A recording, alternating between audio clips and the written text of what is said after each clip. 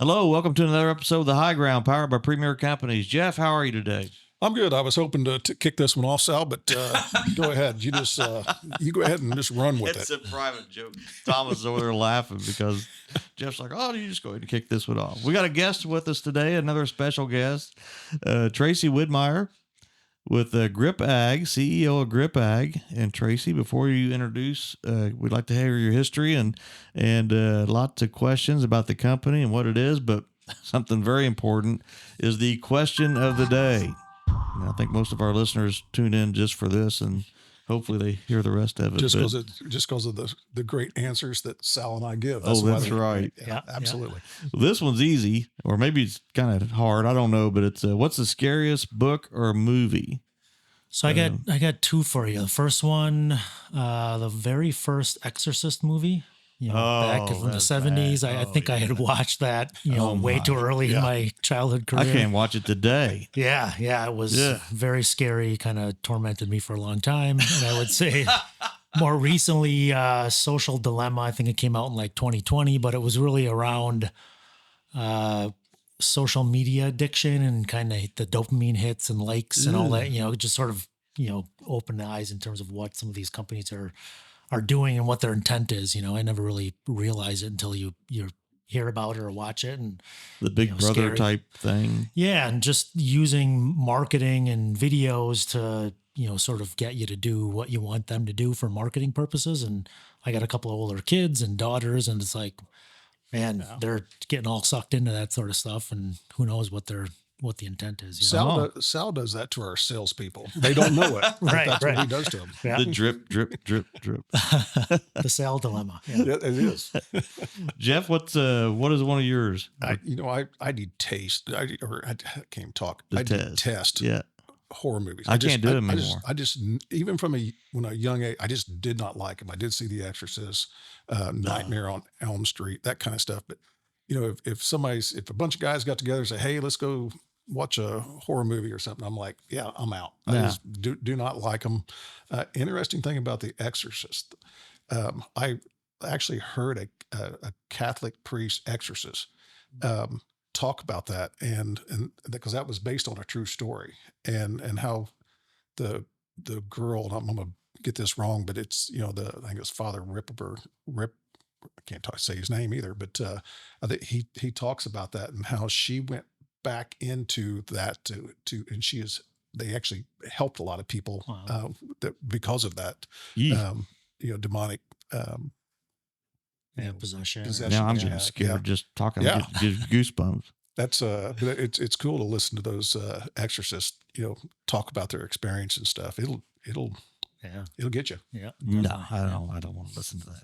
Is that yours too? The Exorcist? Exorcist or Nightmare on Elm Street? Yeah, Nightmare on Elm Street. Terrifying. Mm-hmm. Oh my gosh. Yeah. So I can't. I'm like Jeff. I have no interest anymore. I may have watched those when I was younger, but anymore I can't. I read. So interesting. You said probably at an age too young. I read The Shining. Mm-hmm.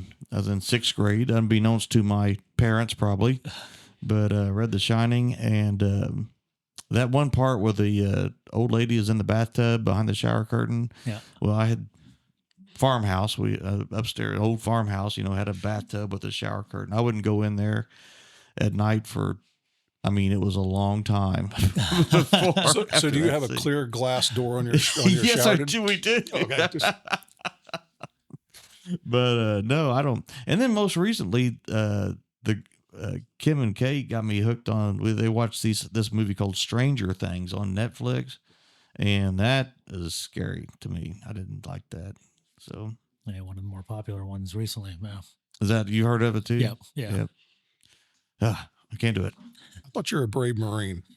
Not for Freddy Krueger and stuff like that. I'm out. I'm out. Just avoid it altogether. Yes.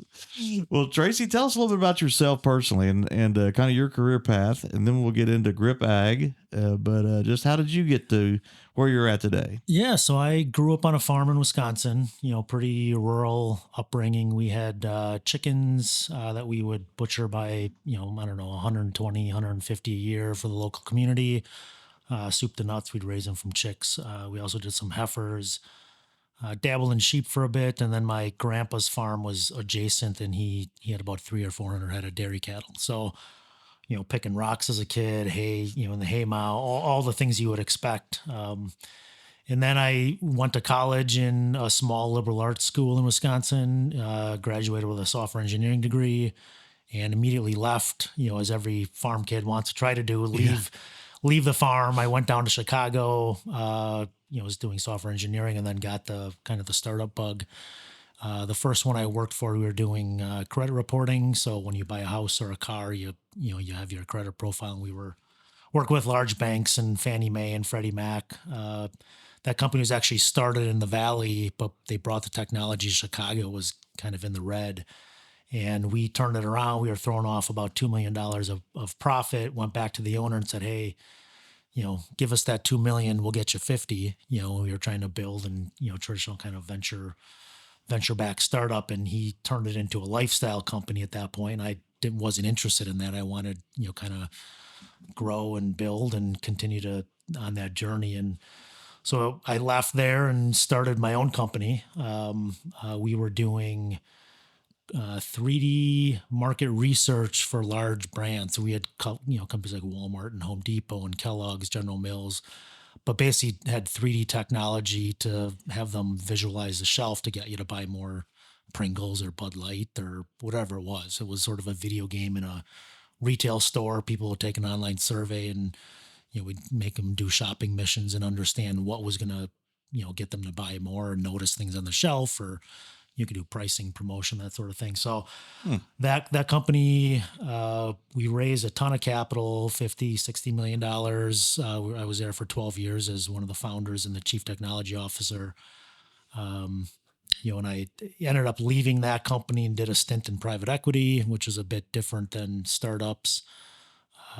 Which wasn't for me. I was there for a couple of years, had an exit, and it was fairly successful, but I call it like lipstick on a pig. Like you're just trying to dress up the company enough to sell it to somebody else. And I missed, actually building. I was such a builder at heart growing up on the farm. I still own lots of equipment today, and eventually got hooked up with Purdue, which, incubates a bunch of ideas. I can kind of explain that in a bit, but, Gripp started with this idea around equipment maintenance in agriculture. And, I have skid loaders and backhoes, a dump truck, like tons of stuff, a sawmill, and saw the issue firsthand. Neat. Yep. All right. Well, that's a good lead in to Dial Ventures. And first of all, that was one of the things that when we first talked and first met, and we talked about the product, I guess, of what you've done. But that was one of the first things I thought of, was like, hey, I've got equipment and those. But back to Purdue and Dial Ventures. What is that? Kind of. Yeah. So Purdue has a venture fund called Dial Ventures, and Dial is Digital Innovation and Agribusiness Systems Laboratory, as Dr. Gray says all the time. Like, Purdue loves their acronyms, And it's, what is it? What's the acronym again? I've never heard the Digital Innovation and Agribusiness Systems Laboratory. I don't know. I think How long did they take them to get that? It's probably the hardest part. Yeah.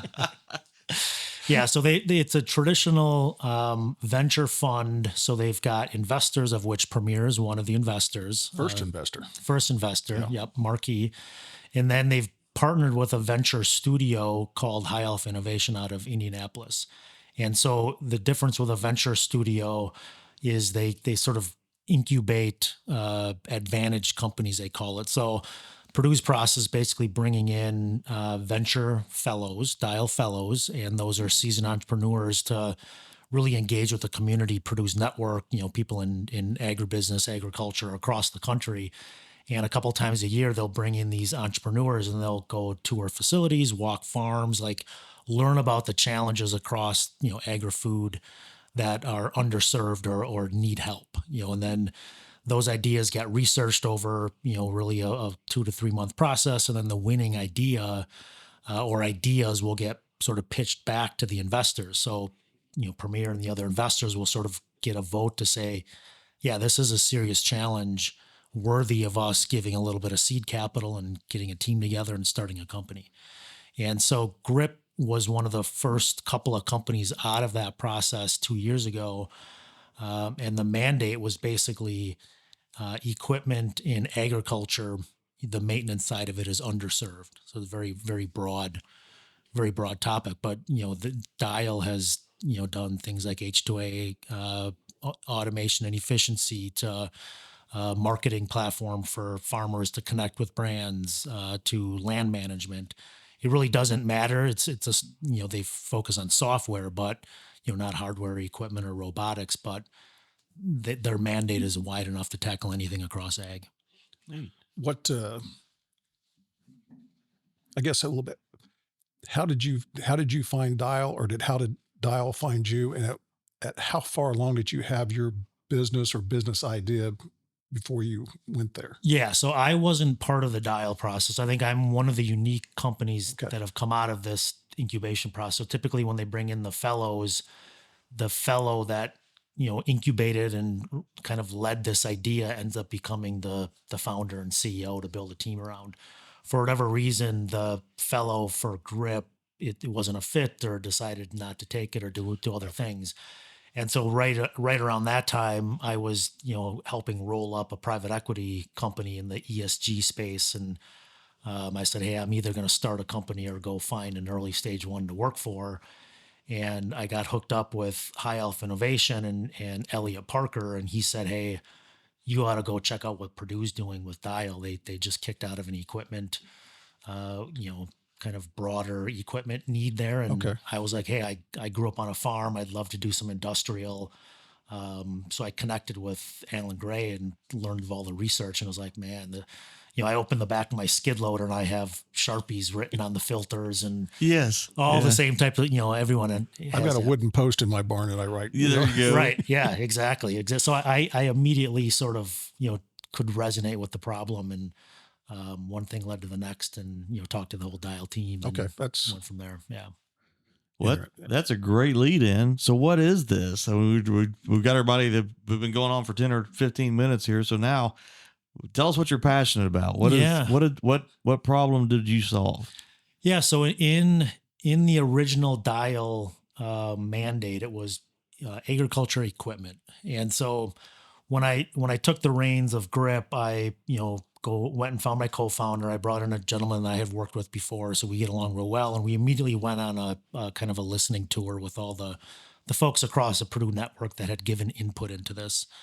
And they of course said, look, the farmer is struggling because they're really dying a death of 1,000 apps. And what I mean by that is, like, there's a tractor app for every color, right? Yes. There's a food safety app, there's a DOT app, a truck app, you name it, there's an app for everything. And most often than not, they're built for somebody who has never walked the shoes of a farmer, driven a tractor, plowed a field, or any of that sort of stuff. And so they're inherently too complex, or the pricing models don't work. And so the farmer says, not doing it. I have seasonal workers. I'm just not going to do. I don't have dedicated, CTO or somebody who can teach me this stuff.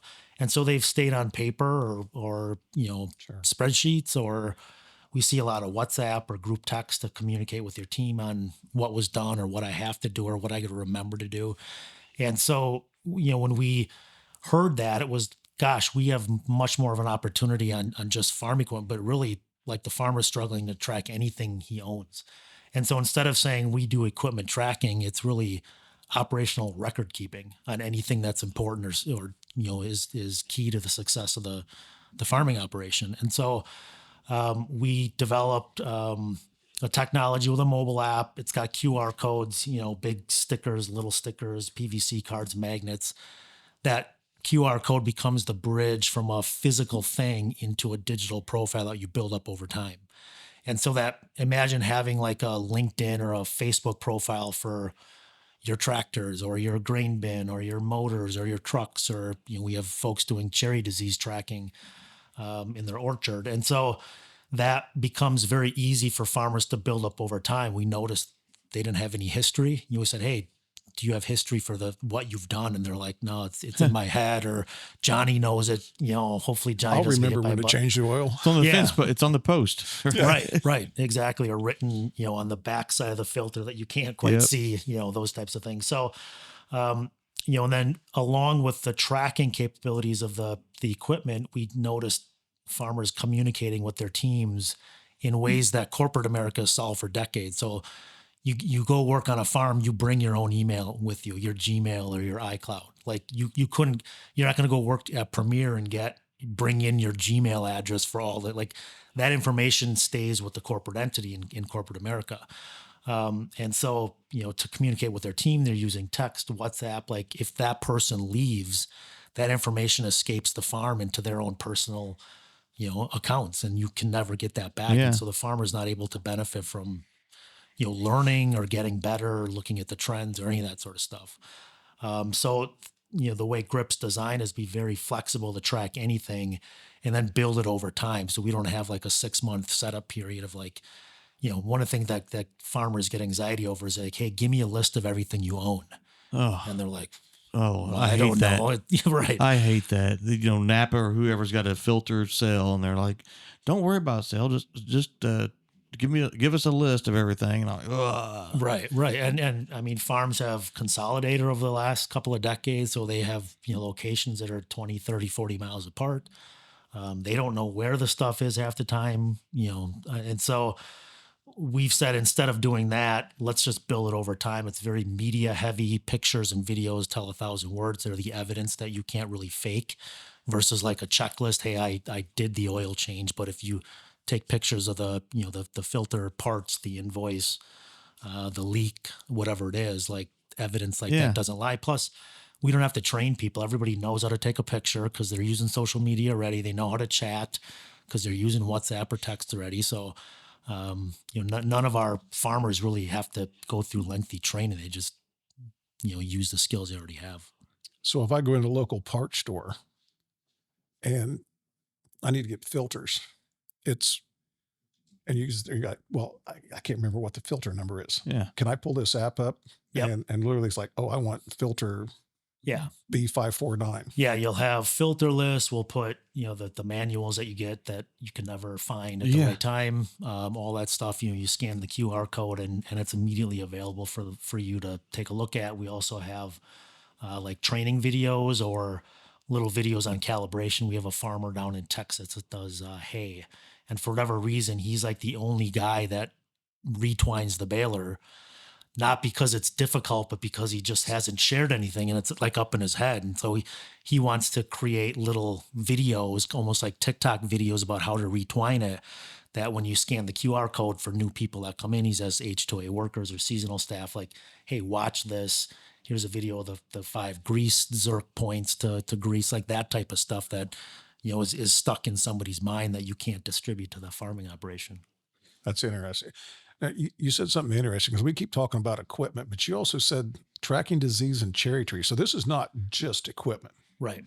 Yeah. It's equipment, trucks, trees, tractors, facilities, grain bins. The cherry disease example is interesting because one of our growers up in the Pacific Northwest, they've got like a acre plot that they grow all their cherry and apple varieties, and they use that to try to understand, like, canary in the coal mine stuff on which diseases are going to affect which species from year to year.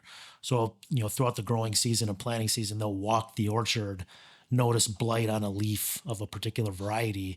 And what they had done in the past is, scribble some notes on a checklist or piece of paper, go back to the office, try to key that into Excel. It was probably a different person. So the evidence there again was like disconnected, Yep. 4 or 5 words.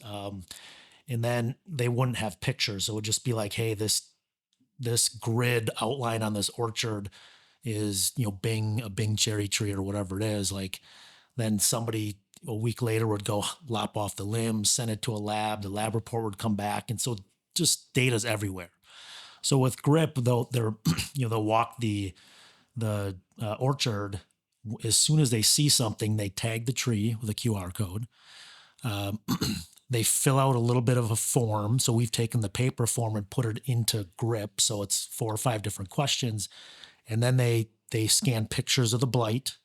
Um, then somebody lops a limb off. They send it to the lab. The lab sends a big, extensive report back that gets attached into Grip. So you have everything right there. And we're seeing, instead of like 5 or 6 words because it was scribbled on a sheet of paper, they're actually talking into their phone, describing you. You're getting paragraphs of information.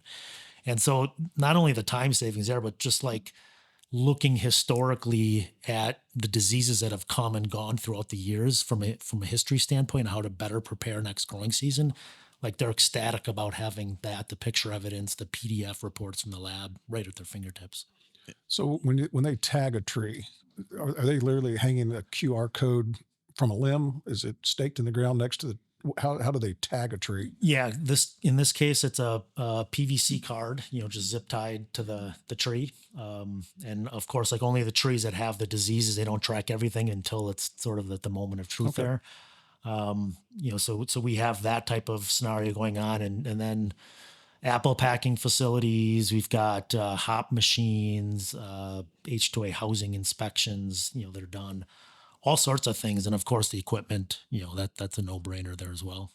You know, Tracy, take us through an example of kind of like when we talked, and I think we kind of pieced it together, but take us through an example of, you've got your skid steer and you put the QR code, you create it, and just kind of, how does that work? I mean, just, you kind of mentioned that everybody comes and goes, but they have this app on their phones, the same app, Yep. and kind of, how does that work? How do you see the vision of it? Yeah, so we try to focus on the setup process being as easy as possible. So, and we've got, when we sign up a new farm, we will have them watch 15 minutes of video, and it basically shows them what to Okay. do.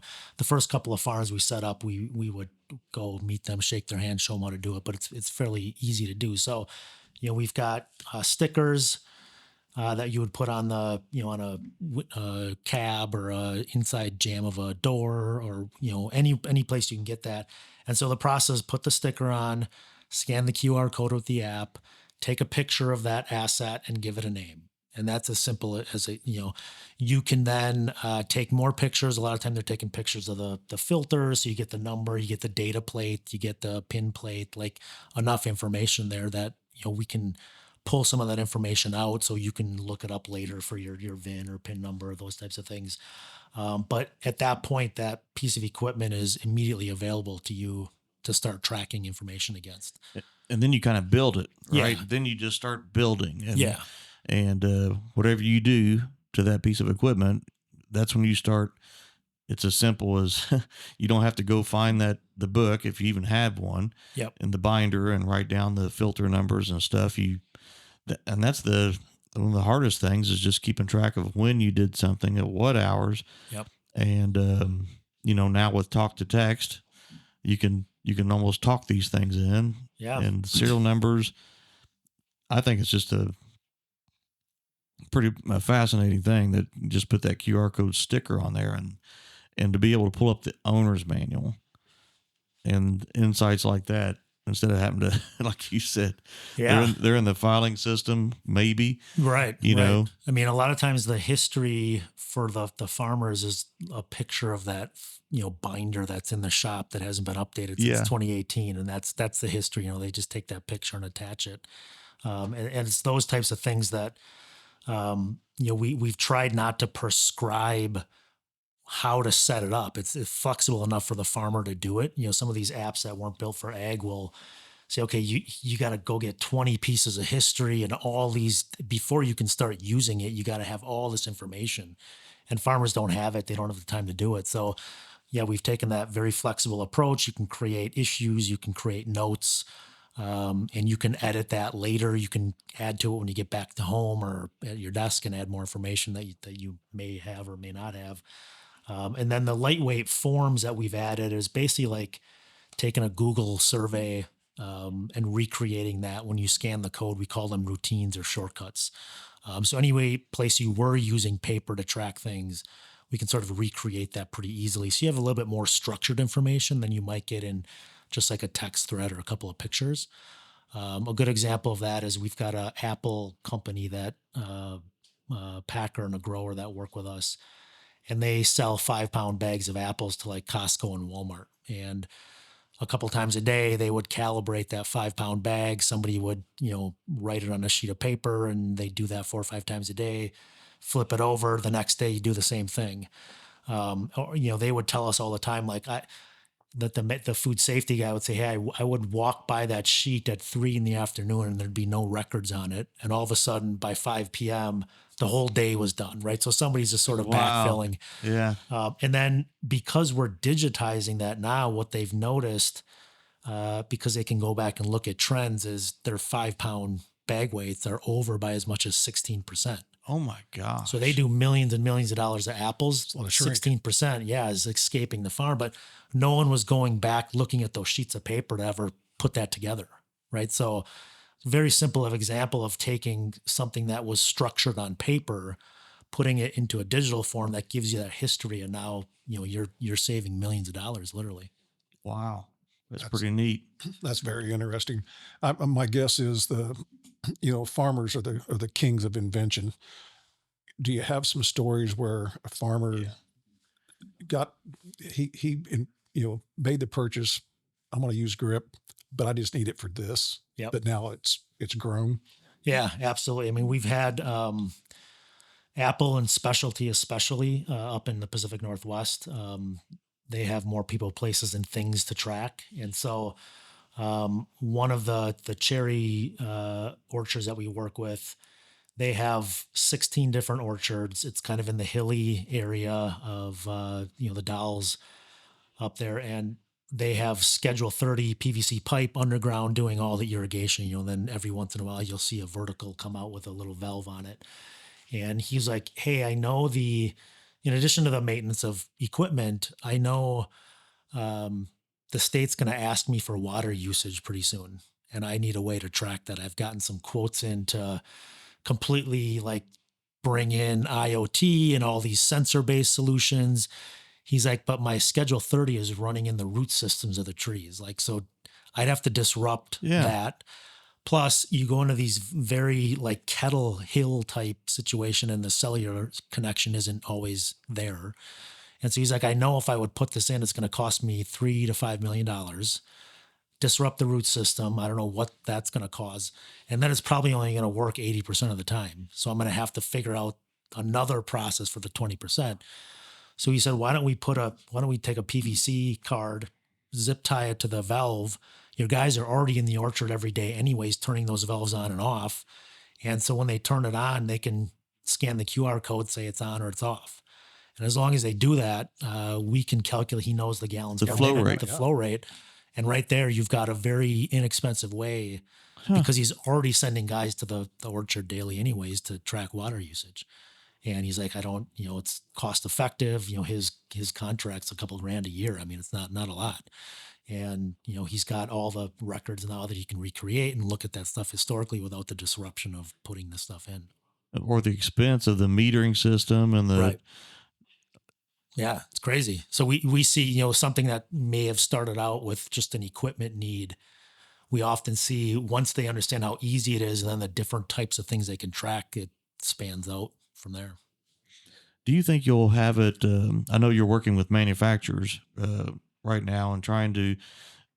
It seems like another leap to get from that serial number or model number, and to be able to pull the manufacturer information, the oils and that type of things that's in the owner's manual. Do you think that'll be a next step where you'll be that aligned with the manufacturer to be able to pull those things? Yeah. We actually just signed up our first manufacturer. It's a company out of South Dakota. And it's for that reason. It's to create a durable connection from the equipment manufacturer to the owner. Yeah. Because a lot of times that goes through dealer networks, and a lot of these short line guys are getting kicked out of dealer networks, or they're not moving stuff fast enough, or, they don't sell enough, or for whatever reason, they want a connection to the owner that's much more streamlined. And so, our grip tags will go on the piece of equipment with all the tips, tricks, manuals, the service intervals, maybe calibration videos, that type of thing, right there for the owner to,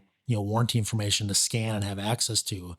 And then in that sort of two-way communication channel. If the equipment owner has questions, he can reach out directly to the manufacturer. A lot of times now that goes through the dealer.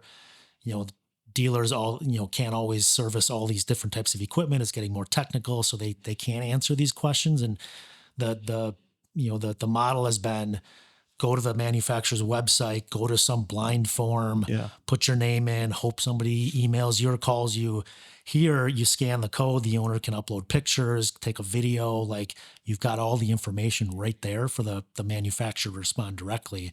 And then, of course, as there's updates or bulletins or changes to, calibration techniques or whatever, or this particular manufacturer wants to help their owners maintain the equipment better. So service intervals. Hey, Yeah. we noticed you didn't change the oil, flush the hydraulics, whatever it is. Like, usher them through that from an equipment maintenance standpoint, but also just a customer relationship standpoint. They want to be top of mind if you're buying another piece.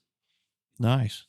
Better experience too. Yeah, I mean, better maintenance, better experience from the equipment or products. Yeah, exactly. And another example that has come up quite a bit recently is we have a dairy farm in LaPorte, Indiana, and he was like, "Hey, can I copy this chat information out of Grip?" And I was like, "Well, why do you want to copy it out?" He's like, "Well, most of my laborers are Spanish speaking, so I'm going to copy that out, put it into Google Translate, try to copy it back." And within like 2 weeks, we said, "Hey, we can do that for you." We just started translating automatically, and it's made a world of difference, right? Where you've got two-way communication happening with different languages that nobody knows is happening. It just makes it that much quicker.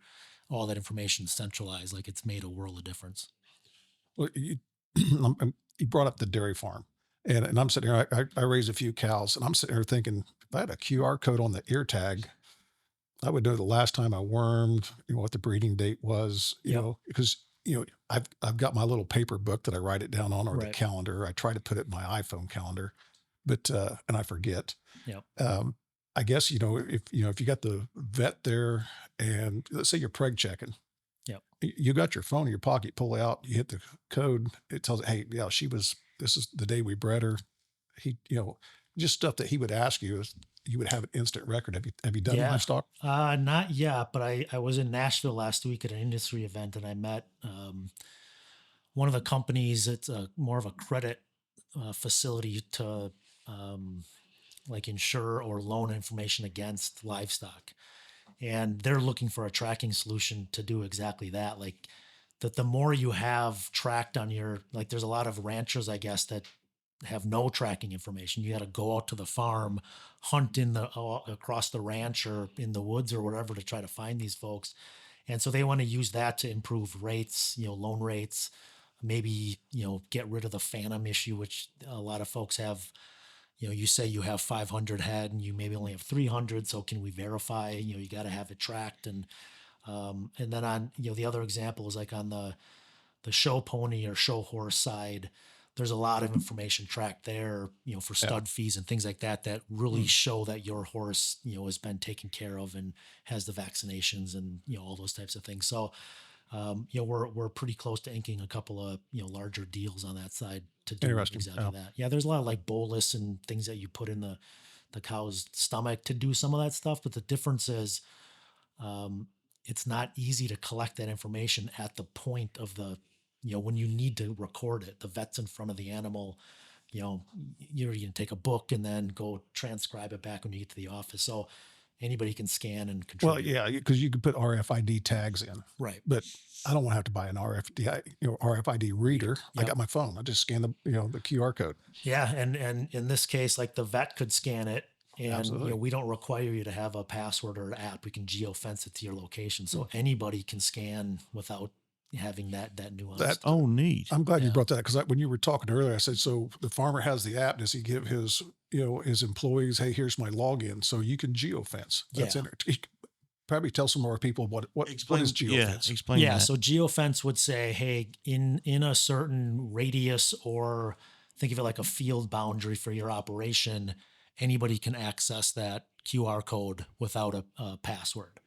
And without a password, you don't really have to create that profile, which a lot of people would struggle with, especially in the H2A kind of migrant labor, where Sure. you got the communication barrier, and sometimes people Okay. don't know their iTunes password, even download the app. Like we see all sorts of things there. So no app, scan the code, you get access to contribute information. And you're going to have named users that are logging in, that are the managers or the maintenance folks or whoever. But a lot of these operations that have, one this Apple company again has like 70 or 80 forklifts running 3 shifts a day, and they do OSHA checklists before every shift. So you got 70 pieces of equipment times 3 shifts having folks scan and do an OSHA inspection without requiring the app. So it's very easy, a couple of taps, Wow. you're in and out. Yeah. And that is so neat that that resolves the problem of having to have passwords and sign-ons and everything else. They Right. just Yeah. And even with like the sort of the last innovation is on the economic model. We when we talked to farmers originally, it was, hey, a lot of these, non-ag fleet tracking apps charge me by user. I have too many seasonal people. I got people hauling grain for me that don't work for me full time. Like, do I got to buy? And it's not going to do it. And so we just say, hey, no user fees, bring everybody there. We're not going to charge you. We're just going to give you buckets of QR codes or buckets of tags. We say, so instead of saying how many things do you own, it's like, you want 50, 100, or 250. And you can start in any one of those and move up as you become more familiar. It's month-to-month pricing, so there's no long-term commitment. We commercially launched in March of this year. We're on 50 to 60 operations, and nobody's left the platform. Even with month-to-month pricing. And I always tell them, like, hey, Yeah. if I'm not doing what I say we're doing for you, don't pay me next month. But everybody's stayed on the platform, which is a testament to the need. Are you starting to see guys coming back and saying, hey, I need more QR codes? Yeah. Yeah. We have people that we set up in March and April, like that continue to tag things today. They notice what they can do, or they have a piece of equipment or a power washer they're using a couple times a year, and same type of thing there. that That's is a interesting. neat concept. Yeah. And you've won some awards too, right? And Yeah. since March. So Yeah. We won Farmer's Choice at the Top Producer Conference. So I did a pitch on stage there against, I don't know, 9 or 10 other companies. And we were the Farmer's Choice in the sense of like the idea that's got the best chance to succeed because it's the biggest problem. There's a lot of biologicals and things like that were good ideas, but I think our broad adoption helped. Crop Life named us one of the best apps for ag in the summer. And then more recently, Farm Bureau runs a national ag innovator challenge, and they had hundreds of applications. We made the top 10, and then a few weeks ago, the top 10 pitched to make the top 4, which will pitch in San Antonio at the end of January for $100,000. So we made the Nice. top 4. I'm feeling really good about that. Just again, like the broad adoption. We're in specialty rice, cotton, row crops, dairy to nurseries, hoop houses, like you name it. Everyone seems to have the problem across every geography. We try to ask farmers, tell me somebody who's already doing this, and we've not heard anybody. well, it's just there were so many applications, not no pun intended, but you mentioned grain bins. Yep. Right? To put it on a grain bin and not only track inventory or grain movement, you can do the maintenance. Right. Exactly. Yeah. The same tag satisfies both of those. Yes. And it allows your drivers who are coming to go in just to log the load or whatever. Do you feel this has an application for a small guy like me that's got, a skid loader, a tractor, and a mower? I mean, that's Yep. a pickup truck. Yep. So that's am I too small for your company? I don't think so. I've said before, like we've seen this happen or be in need on every farm. And so our vision for Grip is like, when I go out and sell, I'm going to focus on the top 5%, the largest ones. But in terms of what's next for us, this network effect within farming is huge. Like you may have a half a dozen pieces, but you may be the canary in the coal mine in your community to be the innovator. You may try stuff out, test it, and refer to your neighbor and say, hey, look, I've used this QR code system. It works pretty well. I know I'm not a big operation, but you may want to check it out. And we've seen that referral process happen all the time. And so we have very, like our we call it like the hobby program for us is like $9-10 a month. So for a small farming operation, like, that works just fine. And through that process, we'll eventually start to connect, like-minded farms in the Sure. same geography or with the same equipment or the same crop across geographies.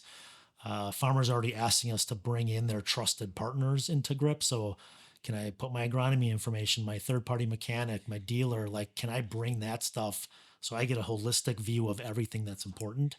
And so we would fully expect Grip to be on every operation at some point, just because, why should everybody, even the smaller guys, have to deal with paper or, WhatsApp or whatever? Oh, it's a very cool idea, and it's not an idea, it's an actuality. And it's Yeah. just, I mean, there's a need for this out there, and it's so simple to use. I guess Yeah. I just think this thing's going to explode. Yeah.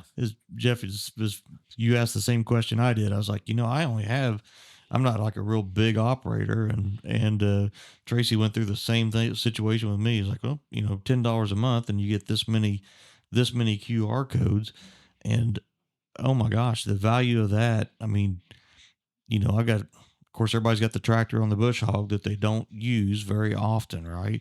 And if you've ever hooked up bush hogs, you know why they have a tractor hooked onto a bush hog, right? And it stays there. But it's just a neat thing. And you went to cattle. I think that's pretty cool that you just thought of something like that. I just know how bad I am at paper records. Yeah. Right. And then finding them.